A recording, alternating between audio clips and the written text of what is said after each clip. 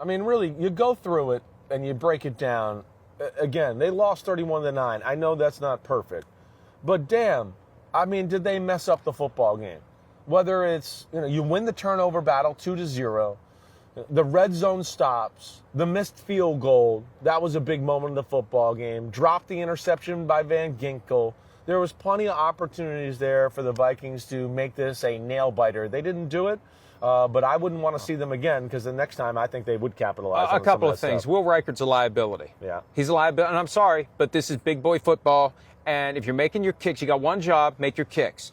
And not only does he miss the kick, he had that kickoff out of bounds, set the stage. That was another blunder in the game. Vikings. Right. Will Reichard is a liability, whether it's get John Parker, Tony Romo back and put him on the practice squad. You don't have to cut Will Reichard, but he's going through something right now where he should not be kicking in a playoff game, period. And you have to acknowledge that, and you have to admit it, and that doesn't mean you have to cut him. They went through this with Blair Walsh, who missed a 27-yarder, and there was no warning on Blair Walsh. That outdoor game 9 years ago in Minnesota, the last game before they went to U.S. Bank Stadium, they had the Seahawks beaten, 27-yarder, wide left. Everything before that, Blair Walsh was fine. That was the moment that ruined him.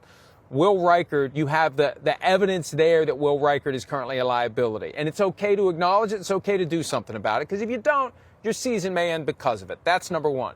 Number two, all this Sam Darnold, J.J. McCarthy talk, things have a way of resolving themselves.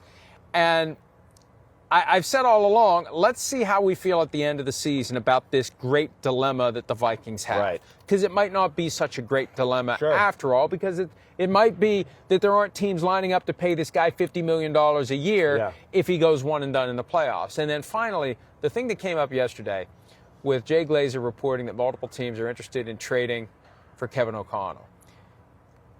First of all, I think there's something deeper to that relates to the failure of the Wilfs to give him an extension so far, and it's kind of a wake-up call. Right. You better get this taken care of, or I'll just coach out the last year of my contract and become a free agent. Right. I don't think he understands how it works, though, among the oligarchs, because I think they take kind of a hands-off approach to pilfering other guys' coaches and would only do so if there was a trade. And they rarely even make the call and try to do it. It just shows you how much there's that's your guy, we have our guy, and that's the way it is. It's a gentleman's agreement. But my point is, they need to make a decision after this year what they're going to do. And they clearly want to keep him, but they better pay him.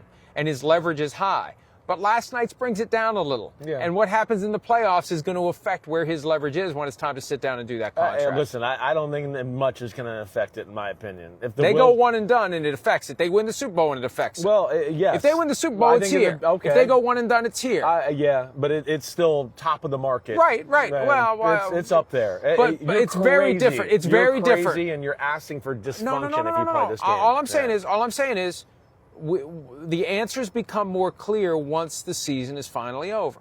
He's got a certain amount of it's only going to go up. He's got high leverage now. It's only going to go up. The question is, how high is it going to go? Yeah. I guess that's a better way to put it. Yes. It's going to be here, or it's going to be the fifth highest paid coach, or is it going to be the highest paid coach? But they need to take care of it. No doubt. It's a tax that you pay. It's a cost of doing business. When you get a good coach, when you get a good player, you have to dig deep and pay. But I was talking to somebody about it yesterday, and it's like, here's how the owners are. When they have leverage, they put it to you. And they squeeze every ounce out of it. Of course. When they don't have leverage, they don't know what the hell to do. Oh, they and cry it's your wolf. fault. Why are you being a jerk? Why don't you want to be here? What's wrong with you? We want people who want to be here. That's what Jerry Jones said yesterday about Mike McCarthy. Right. When McCarthy's a free agent McCarthy now, wanted a contract the whole year. He wanted a contract last year. Yeah. Jerry, that's on you. What are you talking about? Right. I understand what you're saying. Okay, but you say this all the time. And Club Oligarch right now, they're obsessed with the offensive quarterback. Quarterback whisperer. You got that. He's the man. He's awesome. He's definitely one of the best game plan offensive play callers in the sport. They'd be absolutely crazy to not sign him and make him one of the highest paid coaches in football. That's ridiculous.